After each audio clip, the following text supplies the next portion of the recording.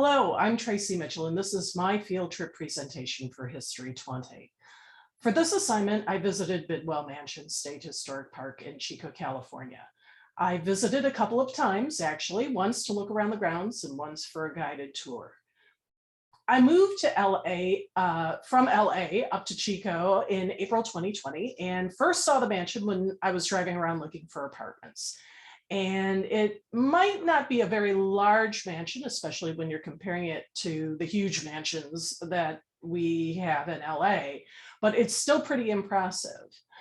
Turns out the mansion has a really interesting backstory.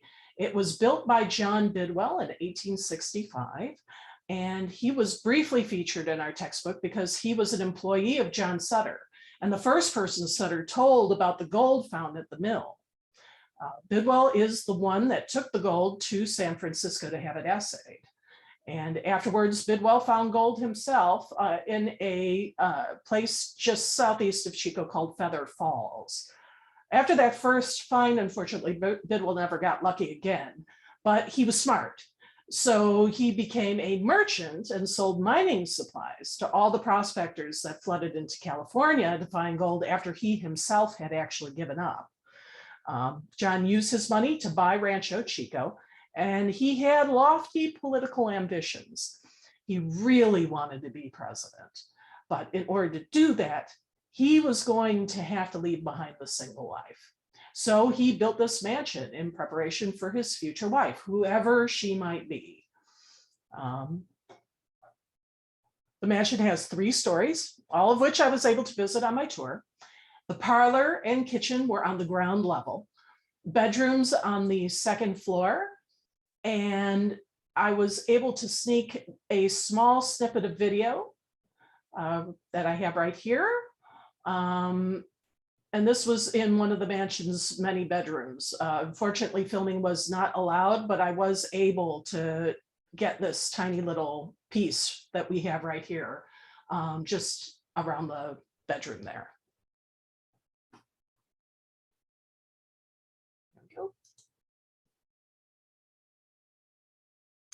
On the 3rd floor, there we go. Oops, sorry.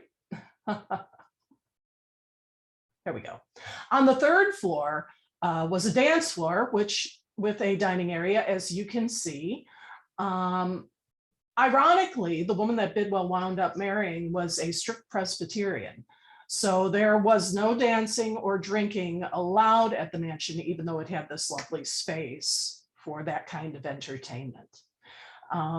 Annie Bidwell was the woman that John married. Annie is a pretty interesting woman for those days. She was the daughter of a prominent DC politician. She was very involved in lots of social issues of the day. She was a suffragette as well as a prohibitionist, and she had also volunteered as a nurse in the Civil War hospital. So she's been around a little bit. John found it fascinating. He actually asked her to marry him, and she said no. She didn't want to leave DC and move to California. So John, when he returns to California, he does keep writing letters. So John and Annie exchanged letters for about 2 years. Eventually, Annie felt like she knew him a little bit better. California didn't sound so bad. So she encouraged him to ask her again, and this time she said yes. Sorry about the bird in the background if you heard her. She comes with the territory. So Annie Bidwell was Annie Kennedy, not the Kennedy that was president. It's a different Kennedy family. She married John in 1868 and was expected at that time to take over the running of the household, which she did. And this was Park Ranger Mike Jacobson talking a little bit about Annie and John's courtship. Even without drinks and dancing, Annie and John frequently entertained guests at the mansion. Some of the most important figures of the day visited Bidwell Mansion, including John Muir, who was a very close friend of the couple, and Susan B. Anthony, who gifted Annie this remarkable set of the history of women's suffrage. And it's just a great piece of feminist history that is kept at the Bidwell Mansions Library. When you get outside, you got a little glimpse of that. Oh, and you can see me there in the background. Never mind. When you get outside, there's a lovely, very impressive carriage house with many restored vintage vehicles in it. It's just a beautiful space.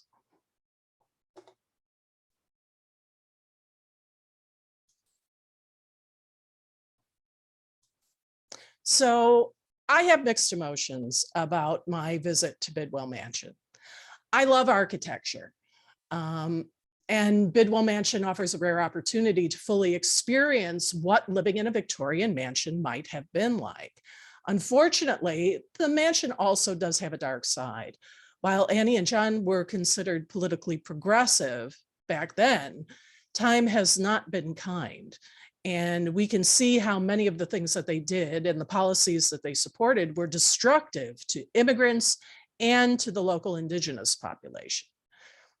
John protected his Chinese laborers when they were under attack by labor groups, but he also was a strong supporter and voted to support the Chinese Exclusion Act of 1882. Annie founded organizations that purported to help the indigenous population, but as you might have already guessed, her idea of helping them was to facilitate the destruction of their culture. And the money that built the mansion basically came from exploiting people. All in all, I did find the experience enriching, but like visiting any historical space, Bidwell Mansion humanized these historical figures and transformed them from abstract mythology to living beings. And I think it's especially true in this instance because really it's just a house where people just like me ate dinner, read books, slept. And in that sense, Bidwell Mansion serves as a reminder. We all make mistakes, but if you're not engaging in open dialogue, and if you're not respecting the thoughts and experiences of others, you might think you have other people's best interest at heart, but really you're probably going to find yourself on the wrong side of history. Thanks so much for this opportunity to present. Thank you.